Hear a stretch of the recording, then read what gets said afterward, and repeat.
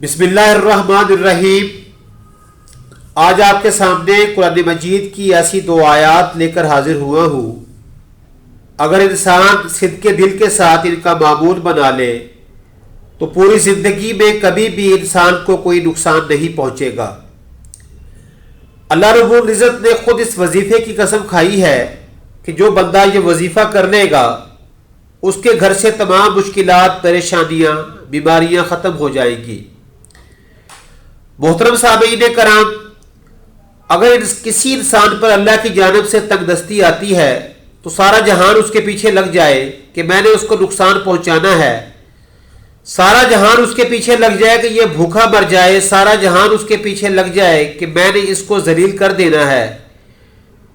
ان دو آیات کے اندر چھپا ہوا راز ایسا راز ہے کہ اگر انسان صدق دل کے ساتھ اللہ پر اعتماد اور بھروسہ رکھ کر ان آیات کا وظیفہ کرے، صرف 7 مرتبہ پڑھ لے، تو اللہ رب العزت اس انسان کے راستے سے تمام مشکلات کو ختم کر دیں گے۔ اپنے ہاتھوں پر یہ وظیفہ آپ آزما کر دیکھیں، قرآن پاک کے اندر داخل ہو جائیں۔ قرآن پاک کے اندر ہر مشکل کا اللہ تعالیٰ نے حل رکھ دیا ہے۔ نبی محتشم صلی اللہ علیہ وسلم جب معراج پر تشریف لے گئے تو پہلے آسمان، پھر دوسرے آسمان، پھر تیسرے آسمان پر، جب 7ویں آسمان پر پہنچے تو سدرۃ المنتہا کے آگے کوئی مقام نہیں۔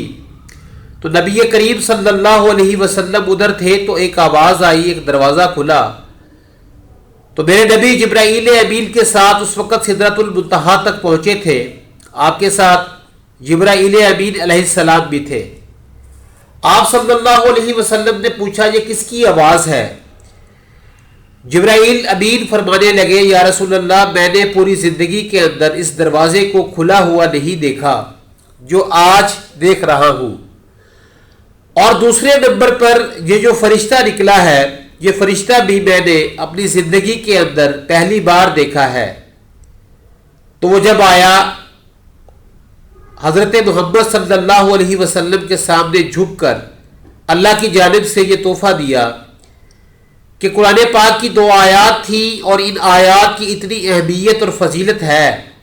اس وقت اس فرشتے نے 3 چیزیں دی تھی، ایک نماز کا تحفہ تھا، ایک امت کی شفاعت کا تحفہ تھا، اور ایک قرآن مجید سورۃ بقرہ کی آخری 2 آیات تھی۔ سامعین کرام، ان کو چھوٹا نہ سمجھیے گا، یہ پوری کائنات کے اندر سب سے زیادہ مجرب عمل ہے۔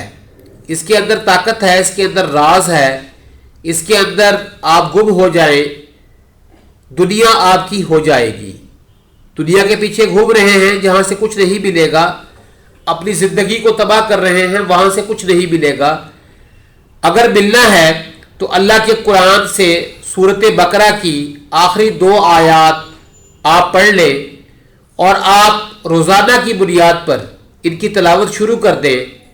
اللہ رب العزت انشاءاللہ تعالی اس تحفے کی بدولت آپ کے مالی مسائل اور جسمانی مسائل حل کرنے کی استطاعت رکھتے ہیں۔ سامعین کرام، یہ آیات آپ کو سامنے اسکرین پر نظر آ رہی ہیں۔ آپ نے باوضو ہو کر روزانہ 7 مرتبہ ان 2 آیات کی تلاوت کرنی ہے۔ اول آخر آپ درود پاک 3 مرتبہ پڑھ سکتے ہیں۔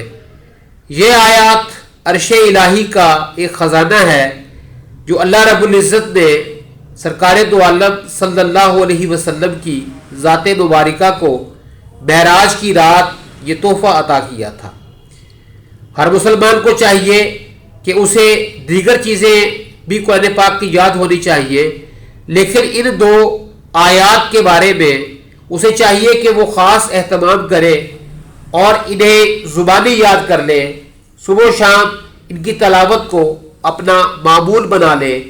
یہ بہت زبردست مجرب عمل ہے اور اللہ رب العزت کا خاص تحفہ ہے جو اللہ نے اپنے محبوب صلی اللہ علیہ وسلم کی امت کو معراج کی رات عطا کیا تھا۔ ایک روایت کے مطابق قرآن مجید میں سورۃ بقرہ کی آخری 2 آیات ہیں، ان کے اندر سب سے زیادہ طاقت ہے۔ آپ نے ان آیات 7 مرتبہ پڑھنا ہے۔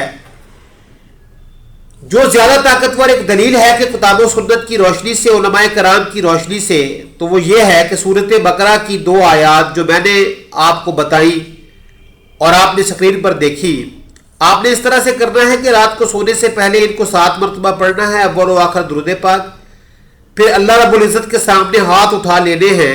یہ 2 آیات رحمت کا سمندر ہے، ان کے اندر اتنے راز چھپے ہوئے ہیں۔ جو ان 2 آیات کو جانتا ہے، ان کے اوپر غور کرتا ہے، ان کو پتہ ہے کہ ان کی کیا اہمیت ہے۔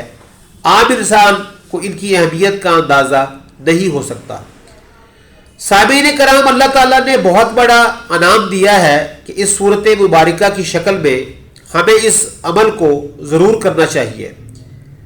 آپ نے سونے سے پہلے یہ معمول بنا لینا ہے۔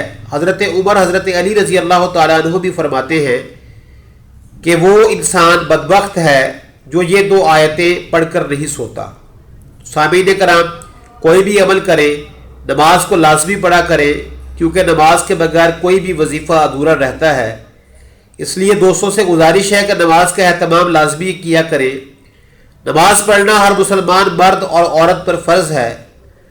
اللہ رب العزت فرماتے ہیں کہ بے شک میں ہی اللہ ہوں اور میرے سوا کوئی معبود نہیں، تو تم میری عبادت کیا کرو اور میری یاد کی خاطر نماز قائم کیا کرو۔ اور آپ اپنے گھر والوں کو نماز کا حکم فرمائیں اور اس پر ثابت قدم رہیں۔ ہم آپ سے رزق طلب نہیں کرتے بلکہ آپ کو رزق دیتے ہیں، اور بہتر انجام پرہیزگاری کا ہی ہے۔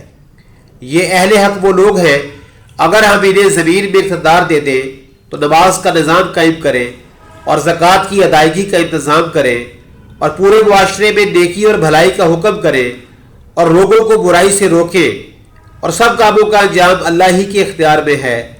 قرآن مجید میں کئی مقامات پر نماز کا ذکر آیا ہے، جن میں صریحاً نماز اور روزے کا حکم بھی وارد ہوا ہے۔ تو سامعین کرام، ان 2 آیات مبارکہ کے علاوہ بھی نماز پڑھنے کا ثبوت ملتا ہے، مگر اختصار کے ساتھ انہی پر اکتفا کیا جا رہا ہے۔ اللہ پاک ہم سب کو اس پر عمل کرنے کی توفیق عطا فرمائے۔ اس کو صدقہ جاریہ سمجھ کر اپنے دوستوں میں شیئر کیجیے گا۔ دعا ہے کہ باری تعالیٰ ہم سب کو دین حق پر چلنے کی توفیق عطا فرمائے۔ آمین ثم آمین۔